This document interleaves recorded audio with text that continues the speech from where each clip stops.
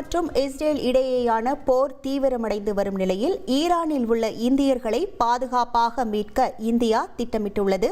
அதன்படி ஈரான் மற்றும் இஸ்ரேலில் உள்ள இந்தியர்கள் பாதிக்கப்படாமல் இருக்க அறிவுறுத்தல்களும் வழங்கப்பட்டுள்ளன.